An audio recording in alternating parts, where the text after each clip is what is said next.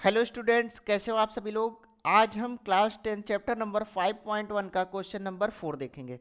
तो चलिए हम शुरू करते हैं। इसके 5 प्रश्न हमने कर लिए थे, अब चौथा प्रश्न हम देखेंगे। तो चौथा प्रश्न हमको दिया गया है कि निम्नलिखित में से कौन कौन एपी है।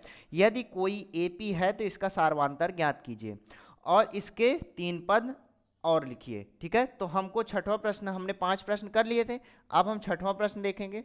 छठवां प्रश्न हमारा क्या कहता है। छठवां प्रश्न हमको दिया गया है कि 0.2 कॉमा 0.22 कॉमा 0.222 कॉमा 0.222 4 बार, मतलब। ठीक है, अब चलिए हम इसको सॉल्व करते हैं। तो सॉल्व करेंगे तो हम क्या लिखेंगे। हम सबसे पहले पता करेंगे कि एपी सूची में है कि नहीं है। तो हम एपी सूची में पता करने के लिए सबसे पहले हम क्या करेंगे, सारवांतर निकालेंगे।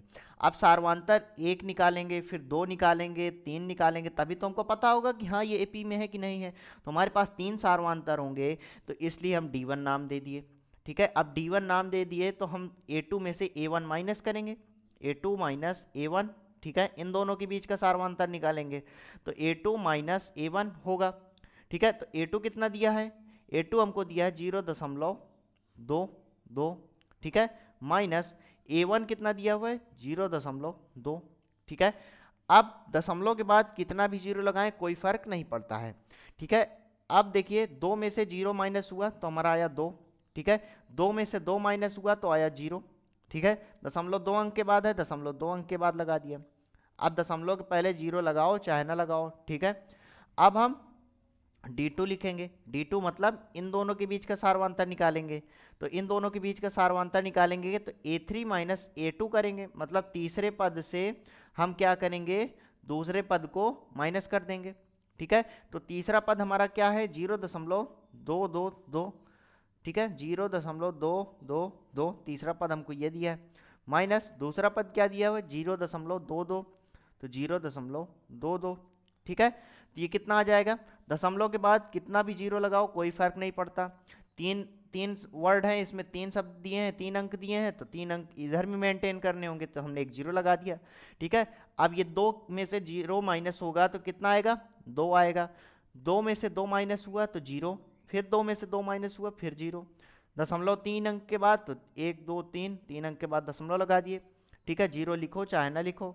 ठीक है, अब देखिए यहाँ पे हमको क्या दिख रहा है कि D1 और D2 दोनों अलग अलग दिख रहा है। 0.02 है और ये 0.002 है। तो हम यहाँ पे लिखेंगे चूंकि D1 does not equal to, D1 बराबर नहीं है D2 के, इसलिए AP सूची में नहीं है। ठीक है बच्चों, हमको D1 और D2 अगर बराबर होता और D3 भी बराबर होता, मतलब सारवांतर सभी के बीच का सारवांतर बराबर होता, तब हमारा एपी सूची में होता।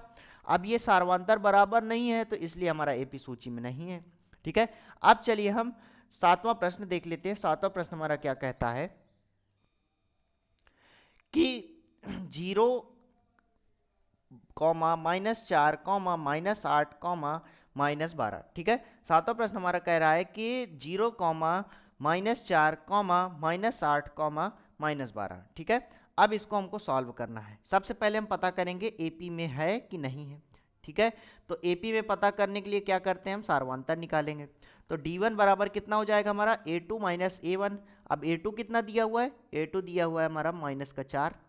A1 कितना दिया हुआ है, A1 दिया है हमको 0।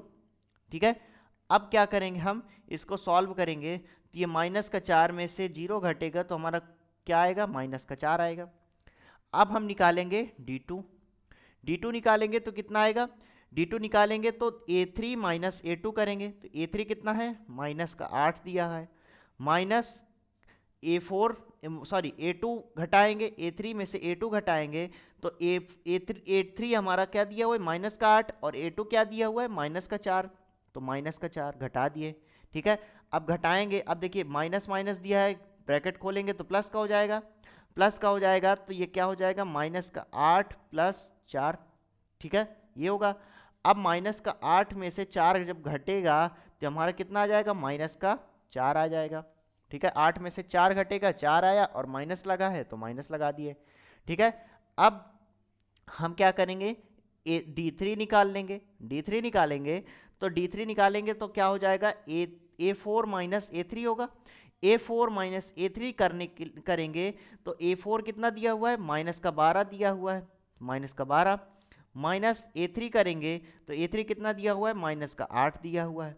ठीक है, तो -12 और -8, ठीक है, तो कितना आ जाएगा, ये माइनस माइनस क्या हो जाएगा हमारा, प्लस हो जाएगा। तो कितना हो जाएगा, -12 प्लस ये हो जाएगा हमारा 8।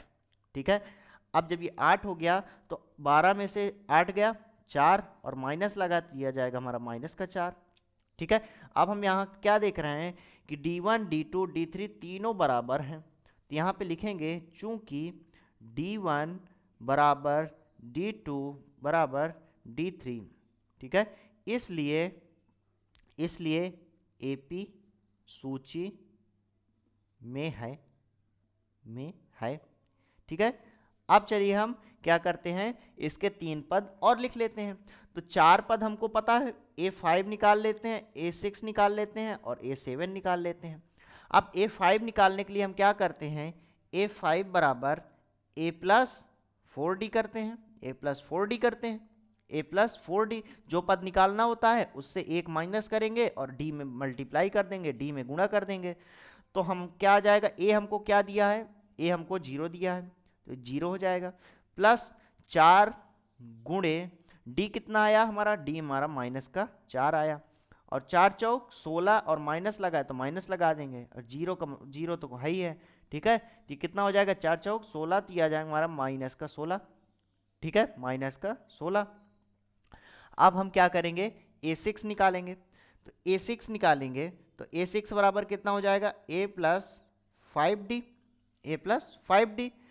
तो A बराबर कितना दिया है, A बराबर 0 प्लस 5 गुणे D कितना आया, D बराबर 4 दिया गया है। ठीक है, D बराबर 4 हमने निकाला। ठीक है, तो ये कितना हो जाएगा, 5 में 4 का जब गुणा होगा तो 5 चौक 20 और माइनस लगा तो ये हो जाएगा हमारा -20। ठीक है, -20। अब हम क्या करेंगे, A7 निकालेंगे। A7 निकालेंगे तो A7 बराबर क्या हो जाएगा, A प्लस 6D।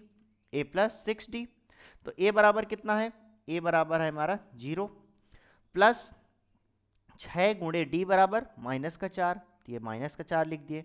ठीक है, अब 6 चौको 24 और माइनस लगा है तो -24। ठीक है, -24। अब पांचवा पद, छठवां पद, सातवां पद हमने निकाल लिया। अब हम क्या, ये हमारा आंसर हो गया। ठीक है, ये हमारा आंसर हो गया। अब हम चलिए अगले प्रश्न की ओर, 8वें प्रश्न की ओर चलते हैं।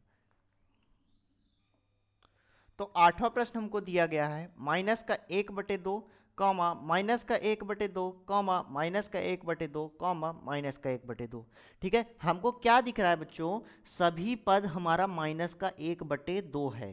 ठीक है, सभी पद हमारा -1/2 है। ठीक है, और सभी पद अगर -1/2 है तो इन दोनों के बीच में कितने का गैप है, कुछ भी नहीं, मतलब 0 का गैप है, 0 का गैप है। तो यहां पे लिखेंगे हम, चूंकि सभी पदों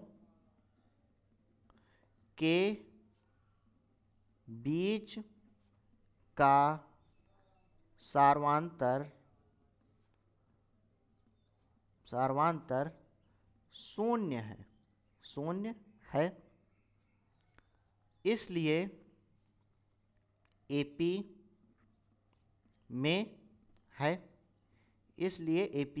है, ठीक है, और AP में अगर है, सार्वंतर 0 है बच्चों, सार्वंतर अगर इस सब का बीच का 0 है तो अगर हम इसके पांचवा अब AP में है तो इसलिए हमको 5वां पद और 6वां पद और 7वां पद निकालना होगा।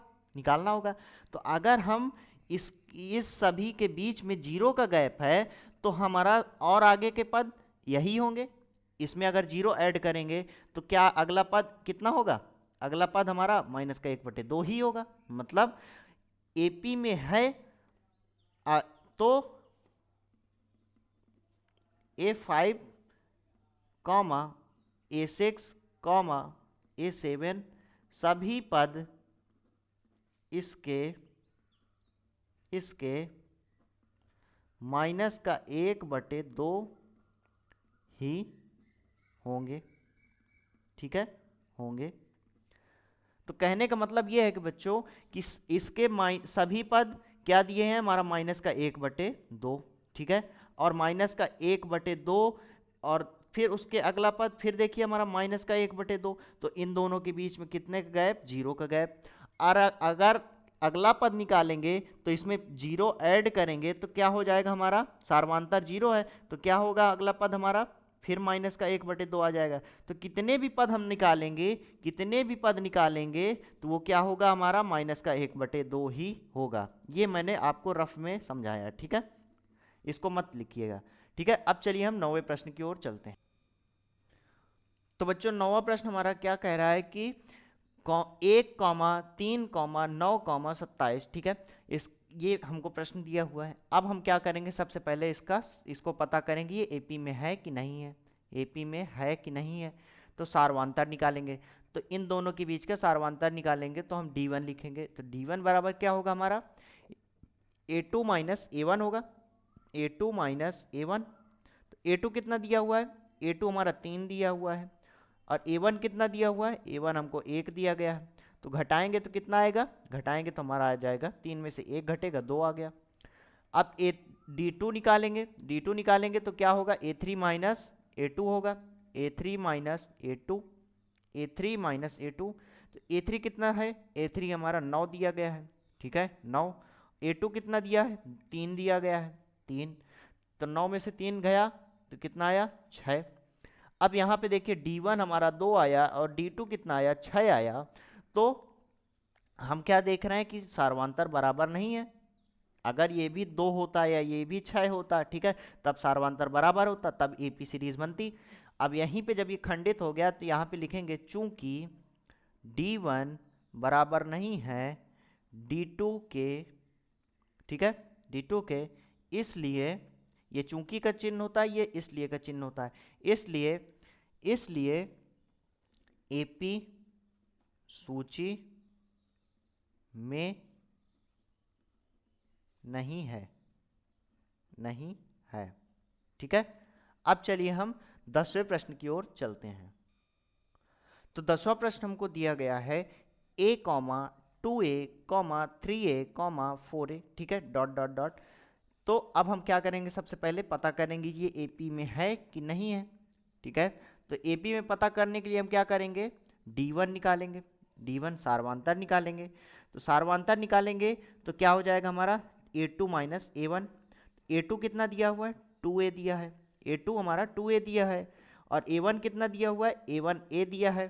ठीक है, और 2a में से एक 2a में से एक a घटेगा तो कितना आ जाएगा, कितना बचेगा, एक ही a तो बचेगा। ठीक है, 2a में से एक a घटेगा तो एक ही a तो बचेगा। ठीक है, अब हम क्या करेंगे, D2 निकालेंगे।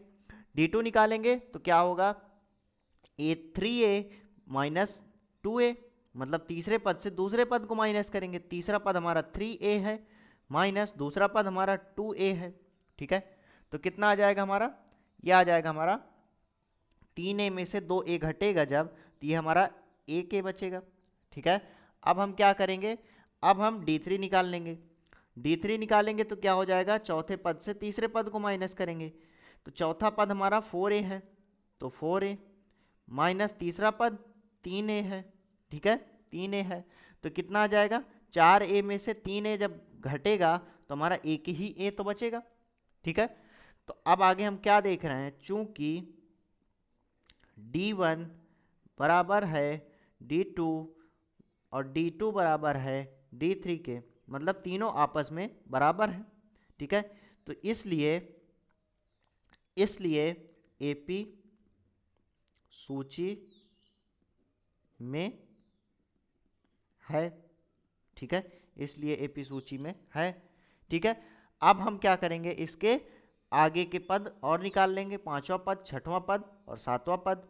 तो 5वां पद निकालेंगे तो A5 बराबर कितना हो जाएगा, A plus 4D, A plus 4D। तो A प्लस 4D होगा तो A बराबर कितना है, A बराबर A दिया है, मतलब पहला पद हमको कितना दिया हुआ है, पहला पद हमको A दिया है। ठीक है, तो यहाँ पे लिखेंगे हम A प्लस 4 गुणे डी कितना आया, डी बराबर हमारा आया ए, डी बराबर आया हमारा ए, ठीक है। तो डी बराबर ए आया तो यहाँ पे लिखेंगे 4a। तो आगे जब सॉल्व करेंगे तो ये 4 में से ए का गुणा होगा तो 4a हो जाएगा, और 4a में एक ए और जुड़ जाएगा तो ये हमारा हो जाएगा 5a, 5a, ठीक है। अब यहाँ पे क्या करेंगे, हम a6 निकालेंगे। तो a6 निकालेंगे तो a6 बराबर क्या होगा, a plus 5d, a plus 5d ही होगा। अब a बराबर कितना दिया हुआ है, a बराबर हमको यहाँ पे a ही दिया है, तो यहाँ पे लिखेंगे a प्लस 5 गुणे d कितना दिया हुआ है, d बराबर a दिया है, तो d बराबर a लिख देंगे, ठीक है। तो 5 में a का गुणा होगा तो 5a हो जाएगा, और 5a होगा और 5a में एक a और जुड़ जाएगा तो ये 6a हो जाएगा, 6a, ठीक है। अब हम क्या करेंगे, a7 निकालेंगे। a7 बराबर क्या हो जाएगा, a plus 6d, a plus 6d। तो a बराबर कितना है, a बराबर a ही दिया है, प्रथम पद हमको a दिया गया है तो a लिखेंगे, प्लस 6 गुणे d कितना दिया है, d बराबर a, d बराबर भी a दिया है, ठीक है। तो अब आगे सॉल्व करेंगे तो 6a में a का गुणा, 6 में a का गुणा होगा तो कितना हो जाएगा 6a, और 6a में एक a और जुड़ जाएगा तो हमारा हो जाएगा 7a, ठीक है। यही हमारा आंसर हो जाएगा। 3 पद हमने निकाल लिए, a5 a6 a7। अब चलिए मिलते हैं अगले वीडियो पर। अगले वीडियो पे हम सारा क्वेश्चन खत्म करेंगे 11वें प्रश्न से पूरा 15वें प्रश्न तक, ठीक है। तो चलिए आज के लिए बस इतना ही। जय हिंद।